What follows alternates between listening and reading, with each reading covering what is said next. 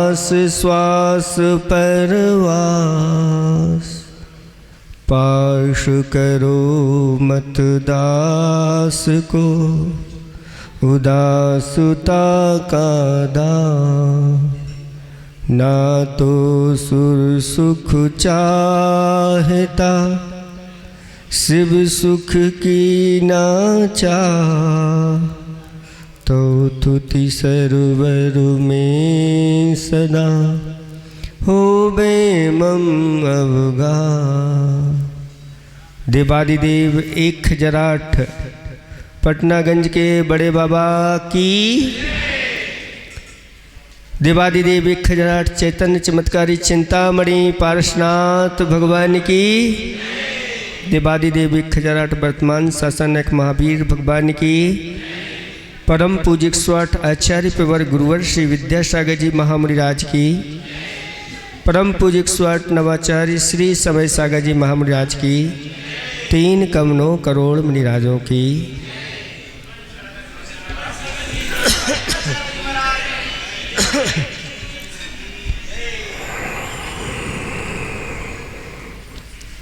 धर्म स्नेही भवात्माओं,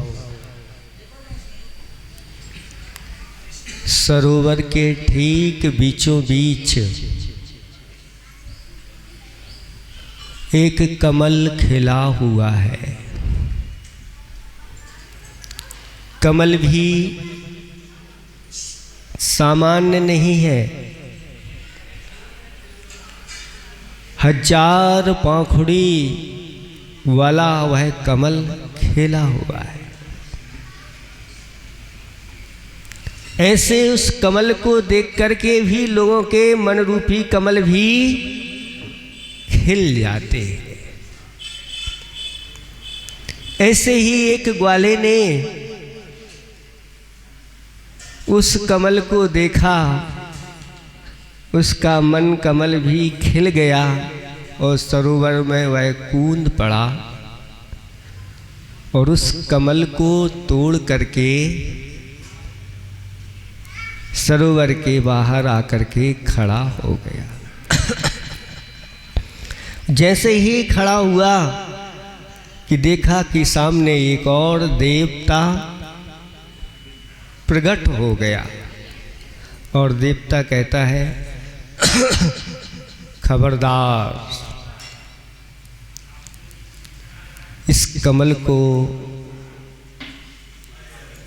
किससे पूछ करके तोड़ा।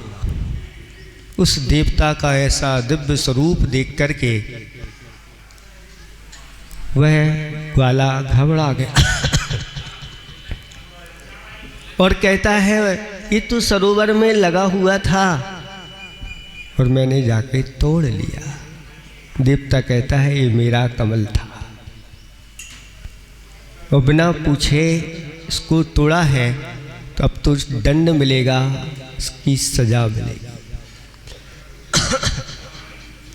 दंड और सजा की बात आई तो ग्वाला क्षमा याचना करने लगा, मुझे क्षमा कर दो, मुझे जानकारी नहीं थी। देवता ने उसको क्षमा कर दिया और कह दिया, कोई बात नहीं, तोड़ तो लिया है, लेकिन इस कमल को वहां पर जाकर के समर्पित करना जो सर्वोत्कृष्ट हो। कौन हो? सर्वोत्कृष्ट। अब ग्वाला तो पढ़ा लिखा नहीं, ढोर चराने वाला। ढोर चराने वाला कौन कहलाता है? बरेदी भी कहते हैं आप लोग, चरवाहा। उसने विचार किया कि जिन सेठ जी के यहाँ मैं गायें चढ़ाने के लिए जाता हूँ वही मेरे लिए सर्वोत्कृष्ट है। और वह कमल ले जाकर के अपने सेठ जी को प्रदान करने लगता है। सेठ जी, आप सर्वोत्कृष्ट हैं, इस कमल को ग्रहण कर लीजिए। सेठ जी ने पूछा, ये सर्वोत्कृष्ट किसने तुम्हें बताया? तो उसने सारी घटना सुना दी। सेठ जी कहते हैं रुको, ये मुझे नहीं प्रदान करना, मैं सर्वोत्कृष्ट नहीं, सर्वोत्कृष्ट तो हमारे यहाँ के जो राजा है, जो प्रजा के स्वामी हैं, वो सर्वोत्कृष्ट हैं, ये उनको चल करके प्रदान करेंगे। और राजा के पास पहुँच जाते हैं और राजा से कहते हैं राजन आप सर्वोत्कृष्ट हैं, आप इस कमल को ग्रहण कर लीजिए। राजा ने जब सर्वोत्कृष्ट सुना तो राजा ने भी पूछा, सारी घटना सुना दी गई। राजा ने कहा ये मुझे प्रदान नहीं करो, हमारे नगर में जो मुनिराज आए हैं जिनके चरणों में हम नतमस्तक होते हैं, वह हमारे लिए और हम सब के लिए सर्वोत्कृष्ट हैं, चलो जाकर के उनके लिए ही यह समर्पित कर दिया जाए। अब ग्वाला, सेठ और राजा तीनों जाते हैं और मुनिराज से कहते हैं हे सर्वोत्कृष्ट, आपके लिए हम ये समर्पित करना चाहते हैं। तो महाराज ने पूछा क्या बात है, सारी घटना सुना दी गई। तब महाराज ने कहा रुको, अभी यहाँ मत चढ़ाना। उन्होंने कहा कि जो जिनालय में हमारे मूल नायक चिंतामणि पारसनाथ भगवान हैं वही सर्वोत्कृष्ट हैं, उनके चरणों में इस उत्तम वस्तु को समर्पित कर दो। क्योंकि जो सर्वोत्कृष्ट होते हैं उनके लिए जो सर्वोत्कृष्ट द्रव्य समर्पित किए जाते हैं, एक दिन वह भी सर्वोत्कृष्ट हो जाते। तब उस ग्वाले ने जाकर के वह कमल भगवान के सामने ये कहते हुए, भगवान आपकी कृपा से मैं सुखी हो जाऊं, आप तो सर्वोत्कृष्ट हैं, इसलिए मैं आपको यह समर्पित करता हूँ। और ऐसा कमल को समर्पित करके चला गया। एक दिन वह मृत्यु को प्राप्त हो गया और मरण करके वह अगले भव में उच्च कुल क्षत्रिय कुल में उसका जन्म हुआ। वह राजा करकंडू के रूप में प्रसिद्ध हुआ और उस राजा के अंडर में बहुत सारे और राजा थे और वह उसके मुकुट में हमेशा हमेशा जिन प्रतिमा अंकित रहती थी। ऐसा वह जिनेंद्र भगवान का भक्त राजा बना और उस राजा ने आगे जाकर के संयम को धारण किया, महाराज बना और बहुत बड़े उत्तम पदों को प्राप्त कर लिया। कुछ जानता नहीं था वह ग्वाला, बस इतना कह दिया कि ये ही सर्वोत्कृष्ट है, इनको एक समर्पित कर दो, तुम्हारे लिए ये प्राप्त हो जाएगा। जब एक कमल समर्पित करने में ये फल मिला तो फिर आज तो आपके लिए ऐसे चिंतामणि तीन लोक के नाथ के लिए कमल के ऊपर विराजमान करने का सौभाग्य मिल रहा है।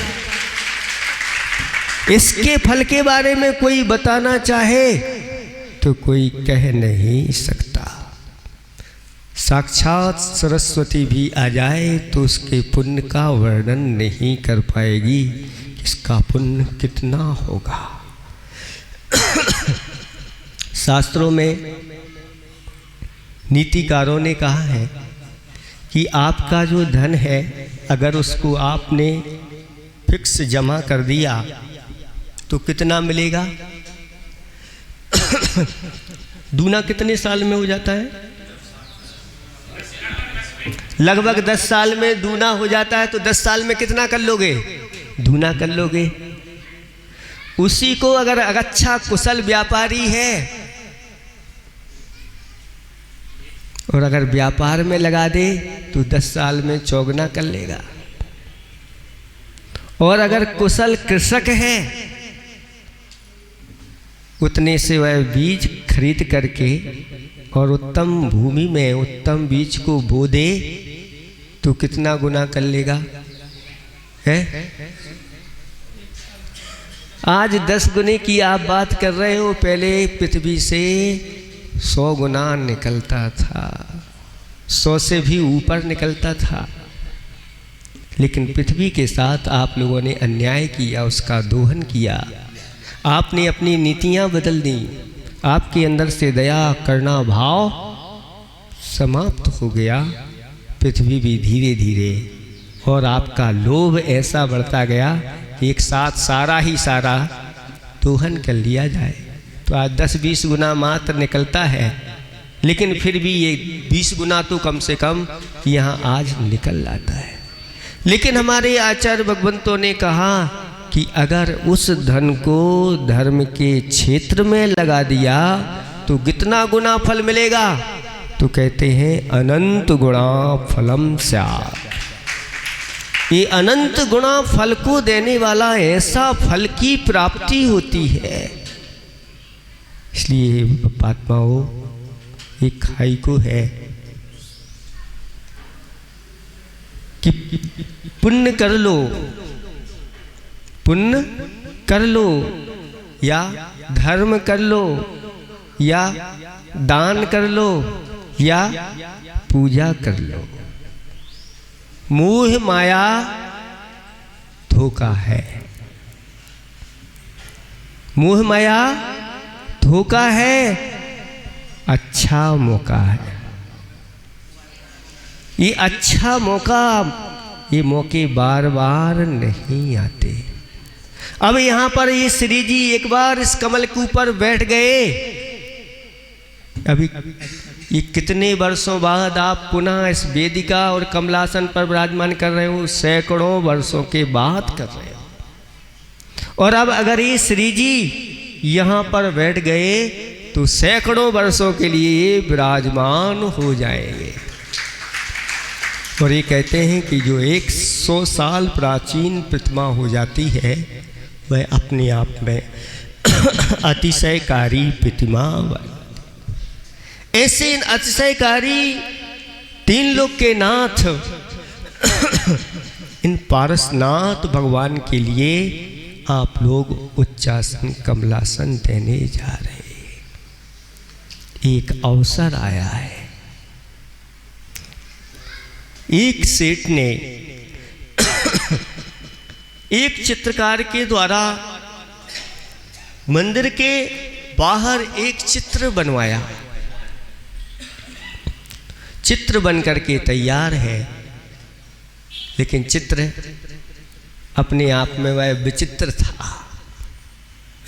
लोग उसको देख रहे हैं, लेकिन कोई भी उसको पहचान नहीं पा रहा है कि ये चित्र किसका है।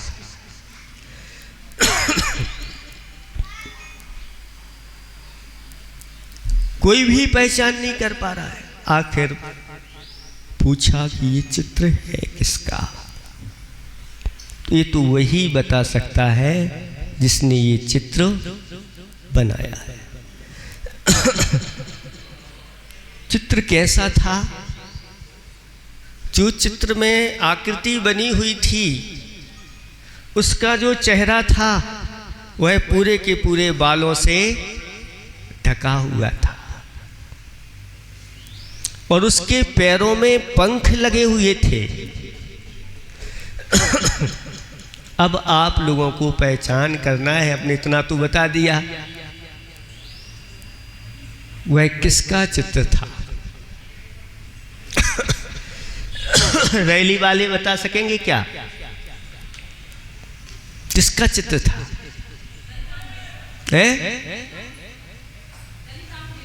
ललितांग देव का। और कोई बताएगा क्या?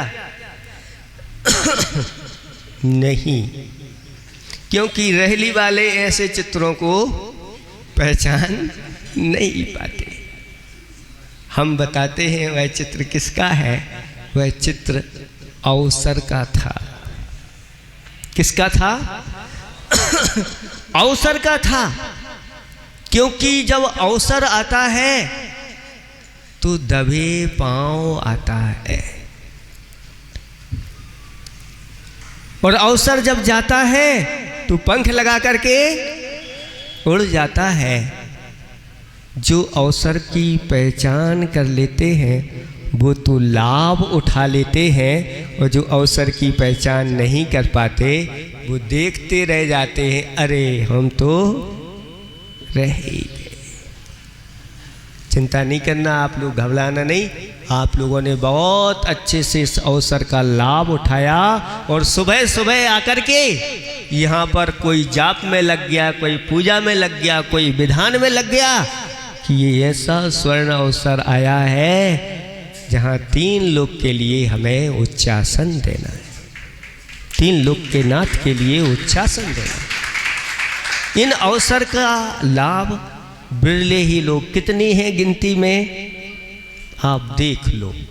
बाकी सब क्या कर रहे होंगे? सो रहे होंगे, और हाथ पांव उनके टूट रहे होंगे। कूलर में भी रात भर हवा खाते खाते सुबह सुबह कूलते हुए उठते हैं। ऐसी दशा हो जाती है, क्योंकि उनके लिए स्वच्छ हवा की प्राप्ति नहीं होती। लेकिन जो सुबह सुबह यहाँ पर उठ कर के आए, उनके लिए जो हवा मिली, उनके बारे में तो कहना है। ये बहुत पुरुषार्थी लोगों के लिए ही ये चीज प्राप्त होती है, आलसी लोगों के लिए नहीं। इसलिए हमारे आचार्य भगवंत ने कह दिया, हे पब्बात्मन, तू सारे काम छोड़ करके सबसे पहले इन जिन सूर्य के दर्शन करने के लिए आजा, इन जिन सूर्य के अभिषेक करने के लिए आजा, अभिषेक देखने के लिए आजा, इन जिन सूर्य की पूजा अर्चना करने के लिए आजा। बस तेरा जीवन ऐसा प्रकाशित होगा, तू कभी अस्त को प्राप्त नहीं होगा। परम तेज तेरे अंदर प्रकट होगा, परम तेजस्वी, परम प्रकाशी ऐसी स्थिति को प्राप्त हो जाएगा। इसलिए पब्बात्मन, इन सब आलस को छोड़ करके सबसे पहले ऐसी क्रियाओं को करना चाहिए। जो जिनेंद्र भगवान की प्रतिदिन अभिषेक पूजन आदि करते हैं, कहते हैं काम दुही काम दाहिनी। ये जिनेंद्र भगवान की पूजा काम धेनु है, सारे मनोरथों को पूर्ण करने वाली है। ये जिनेंद्र भगवान की भक्ति पूजा आराधना दुर्गति का नाश करने वाली है, जीवन को पुण्य से पूर्ण करने वाली है। यहाँ तक कि परंपरा से निर्वाण की प्राप्ति कराने वाली भक्ति पूजन आराधना है। हे पब्बात्मन, इस पूजन से वंचित मत रहो। ऐसी जिनेंद्र भगवान की पूजा प्रतिदिन अष्टद्रव्य से आप लोग करिए, क्योंकि ये अष्टद्रव्य नहीं, ये तो अष्टम वसुधा की प्राप्ति करने का साधन है। और जो व्यक्ति सारे प्रमाणों को छोड़ करके ये कार्य करता है, उनके जीवन में जो लगने वाला पाप है, वह पाप दान और पूजा के माध्यम से धुल जाता है। कितने घंटे हम निरंतर विषय कसाए पापों में लगे रहते हैं, आप स्वयं जानते हैं। मात्र यहाँ तो 1-2 घंटे के लिए आ गए, उसमें भी बहुत दुर्लभ लोग आते हैं, सब नहीं आ पाते। कुछ तो 1-2 घंटे के लिए आते हैं, कुछ आधा घंटे के लिए आते हैं, और कुछ आधी घड़ी के लिए आते हैं, और कुछ आधे मिनट में ही अपना सिर पटका और चले जाते हैं। बहुत दुर्लभ है ये पापों का धोना। इसलिए पब्बात्माओं, ऐसे दान और पूजा की क्रियाओं में निरंतर लगे रहो। कब तक करें महाराज? तो जब धर्म की बात आती है, तब पुण्य की बात आती है, तो कब तक करें महाराज? बहुत गर्मी हो रही है। और जब पापों की बात आती है तो ऐसा कोई भी व्यक्ति नहीं आता, महाराज ये पाप हम कब तक करेंगे, हमारे ये पाप छुड़वा दो जल्दी से। हैं आप 23 घंटे तक निरंतर पापों में लिप्त रहते हैं, फिर भी घबराते नहीं है। क्यों? क्योंकि अनादिकाल की आदत पड़ी हुई, ये ऐसी आदत पड़ी हुई है कि वही अच्छा लगने लग जाता है। अच्छा, इसीलिए एक दोहा लिखा है, आप लोगों को संसार अच्छा लगता है कि नहीं? है? लगता कि नहीं? नहीं लगता। किसको नहीं लगता अच्छा? बताओ, अभी हम पकड़े जाएंगे सब।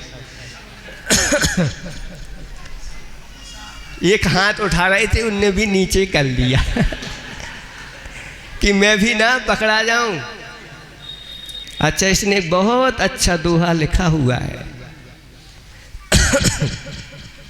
छार छार भर है भरा रहित सार संसार, मोह उदय से लग रहा सरस सार संसार। इस संसार में क्या भरा है? छार ही छार भरा है। फिर भी इस संसारी प्राणी को यह सरस लग रहा है। खारा पानी अगर उसके लिए मीठा लगने लग जाए तो ये कारण क्या है? खारा पानी तो खारा ही लगना चाहिए, लेकिन खारा भी सरस रसदार लगे। महाराज, खारा भी तो रस होता है ना। और आपसे कहें कि भोजन अच्छा तैयार करके आपके लिए परोसा गया और देखने में भी अच्छा है, सूंघने में भी बहुत अच्छा है, लेकिन जैसे ही गिलास को सब्जी में लगा करके मुख में रखा और मजा बिगड़ गया। क्यों? नमक नहीं था। है? नमक नहीं, नमक के बिना तो उसकी शोभा ही नहीं होती। नमक भी अच्छा लगता है कब? मोह उदय से लग रहा सरस सार संसार। जब मोह का प्रबल उदय रहता है तो यह खारा खारा संसार भी, इसमें भी सार और सरस। अगर सरस नहीं लग रहा होता तो अभी संसार में क्यों लिप्त रहते? ये सब कुछ संसार शरीर भोगों से उदासीन हो जाते और सब कुछ छोड़ करके दीक्षा धारण कर लेते, जैसे ऐसे मुनिराजों ने दीक्षा धारण कर ली। इन विषयों में रस नहीं आता। आपको एक दिन नमक नहीं मिला तो ये स्थिति है। हमारे गुरुदेव ने कितने वर्षों तक बिना नमक के खाए, और कैसे खाए? बहुत मुस्कुरा मुस्कुरा करके, आनंद के साथ।